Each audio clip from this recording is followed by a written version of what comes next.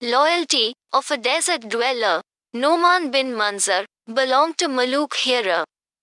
And during the period when Iran was ruled by the Persian Sassanids, the Arabian Peninsula was ruled by King Muluk Hira. Noman bin Manzar was a famous ruler of this family. He once went hunting with some of his friends. A zebra was seen in the forest. He mounted his horse behind him, for now. He assumed that all of his companions had been left far behind and that he was now alone in the forest. It was evening. He thought that now that night was coming, where should I spend the night? Climbing a hill and looking around, he saw a tent far away in the desert. So he made the horse run in that direction.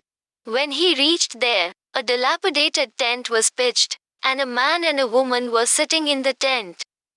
Noman said, "Can I get a place here for Shubhasri?" The man came out of the tent and said, "Sacrifice my 1,000 lives for the guest. Come down from the horse." My wife said, "I have some quantity of flour. So you milk the sheep before slaughtering it." Noman got off the horse and asked the man's name. He told me that my name is Hazla, and I belong to the tribe of Bani The. Hazla tied Noman's horse to a nail and put fodder in front of him. These desert dwellers had only one sheep, and that sheep was their whole universe. They used to live by drinking its milk. Hazla said to his wife that this person seems to me to be a respectable person, and by chance he is our guest today. What should we cook for him? Hazla slaughtered the sheep and served its milk and meat, along with bread, to the guest. The guest stayed there all night. When morning came, he said to the host that he was Sultan Arab Noman bin Manzar. "Your people have shown me the best hospitality, and I invite you to come to my place." Many days have passed since this incident. Hazla's poverty and starvation forced her to go to the king. King Noman had a policy of celebrating one day of the year as a day of mourning because that day was the day of the deaths of his relatives. On that day, he used to come to the graveyard where his two nephews were buried. On that day, whoever came from outside, Noman would kill him. It happened that fate took Hazla to Numan on the same day, which was a day of grief for her. As soon as he saw Hazla, he was very worried because he had to kill his benefactor. Didn't even like to do it. He said to Hazla, "Am I forgetting, or are you my host, Hazla?" Hazla replied, "You are right.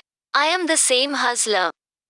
The king said, "Today is a day of mourning for me. I wish he had not come here that day. Because my rule is that whoever comes here from outside on that day, I will kill him. However, ask me whatever you want, and I will kill you." Hazla said, "Wealth is not a substitute for life.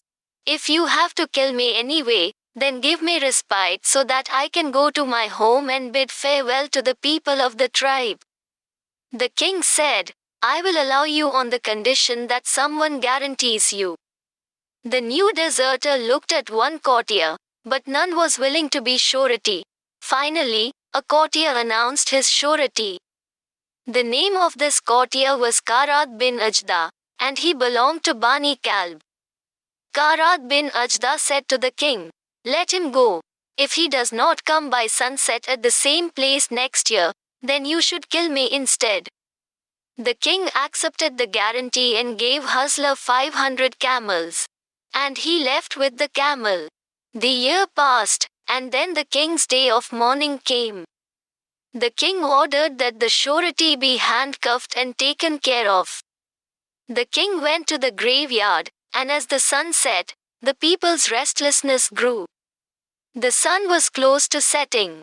The executioner took the sword and reached the head of Karad bin Ajda. And the king said to the executioner, "Now you behead him." Some ministers, however, advised the king not to rush. The sun had not yet properly set, and you should carry out your decision as soon as the last ray of the sun set. Meanwhile, people saw that a person was coming running from a distance. And he is saying loudly, "Don't hurry, I have come." When that person came near, it was Huzla. The king was concerned about her arrival because he mentally wanted Zoman killed and Huzla to escape. Actually, he did not want to kill his host. As soon as Huzla came, the king he said, "You had come out of the iron claws of death.